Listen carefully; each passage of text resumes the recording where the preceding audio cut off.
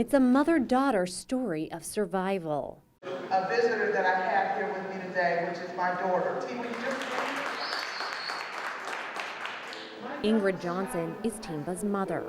Tyamba was just 13 years old when she was drugged and sold into the world of sexual exploitation. She was held against her will, she was beaten, she was thrown from moving cars, and our family was threatened.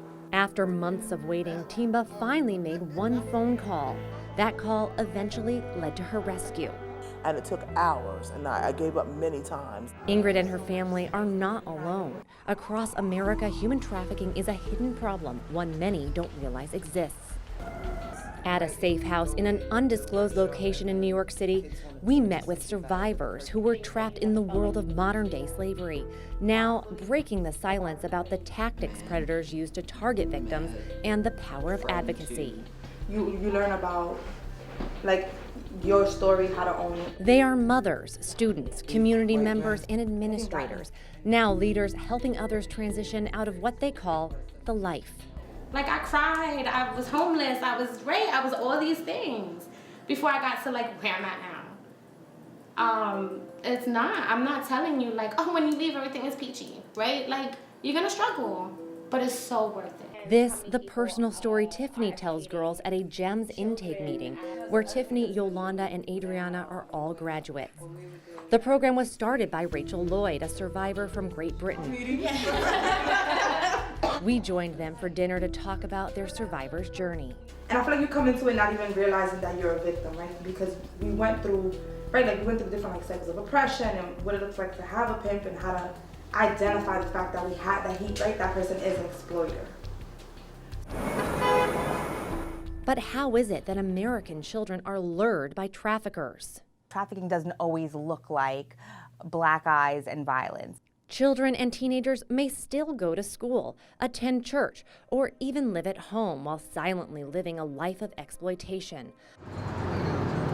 Across the street from Queens County Criminal Court, prosecutor Jessica Melton is working through caseloads. It's often psychological manipulation and control and fear they instill in victims. She told us that many of the girls she works with are tricked into believing they'll be living a glamorous lifestyle. Predators also look for vulnerable children, young women, and men who have run away or have gone through the foster care system.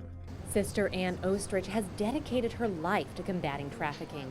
She describes how a potential victim might be targeted. They may say to a young woman, "Oh my, you have a beautiful smile." And if the young woman puts her eyes down and says, "Oh no, I'm not beautiful," she's vulnerable. They catch that right away. Once a victim is coerced by a predator, then things change. Rules are enforced through violence and intimidation. IDs are taken. Traffickers even threaten to report victims to law enforcement to keep them in line. They are about control, so they use force all the time. Michael Osborn, who works with victims of human trafficking at the FBI, wants one thing to be clear. Listen, let's understand. Kids and women who are involved in human trafficking are a commodity. And that's what these individuals do, is they sell the commodity. And they view this as an opportunity to resell something over and over on the same day. That level of dehumanization has an impact. And in her mind, she thought she couldn't go home until she was 18. Much of this goes back to how society views and treats victims, something the women back at the GEM Safe House hope to change. Like, when anybody is like arrested for like a solicitation of sex, right? The person soliciting sex is the one who does the time, and the John got to like get this like class.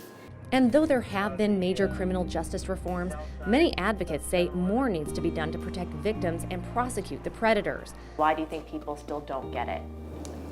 Because people make assumptions. And I feel like people think that they know what you're going through, or they know why you didn't leave. Or they feel like because you're older, like that was something that you wanted to do. Yeah, I was gonna say the like stigma of choice. Not like, that's not it. Like, just because I'm the age I am now, that means I was, like, back then I was only 12 and 13, so how is that? So just... Sitting with Ingrid, she explains how painful dealing with misconceptions were to her family. I felt shame. I felt that no one would understand.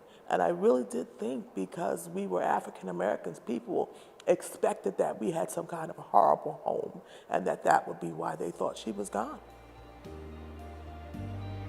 Tears of a mother's eternal love, bonded together with her daughter in a lifetime of healing. But as awareness of the problem continues to grow, a greater crisis is developing in the dark corners of the web: online child exploitation, something law enforcement is racing to eradicate.